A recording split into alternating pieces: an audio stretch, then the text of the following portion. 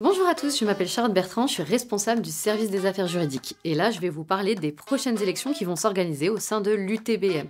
Les prochaines élections, c'est notamment les conseils centraux. Vous allez élire vos représentants étudiants au conseil d'administration, au conseil des études et de la vie universitaire, ainsi qu'au conseil scientifique.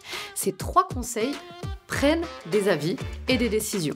Conseil des études de la vie universitaire et conseil scientifique rendent des avis et conseil d'administration prend des décisions. En étant élu au CEVU, par exemple, vous allez être amené à étudier le règlement des études FIS et FISA, par exemple. En CS, vous serez amené à donner votre avis sur des appels à projets. En conseil d'administration, vous voterez le budget de l'UTBM ainsi que d'autres décisions importantes. Alors, comment on se présente ? On se présente jusqu'au 29 mars à midi en remplissant une fiche de candidature.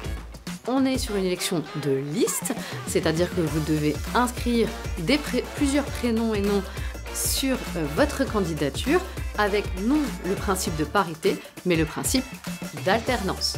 Homme-femme, femme-homme sur la liste. On rappelle bien entendu et surtout à destination des étudiants qui nous ont posé à plusieurs reprises la question. Sur une liste, vous allez être élu en fonction du nombre de sièges que vous aurez obtenus.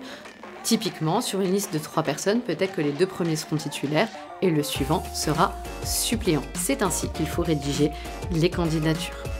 Les listes électorales sont dès à présent disponibles sur Nuxeo et seront dès demain affichées sur l'ensemble des 3 sites de l'UTBM.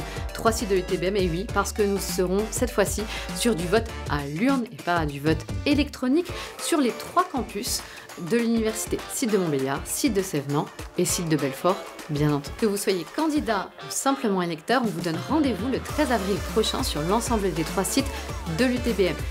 En tout cas, si vous avez des questions sur les listes électorales, sur la liste des candidats, n'hésitez pas à revenir vers nous, saj@utbm.fr. À bientôt.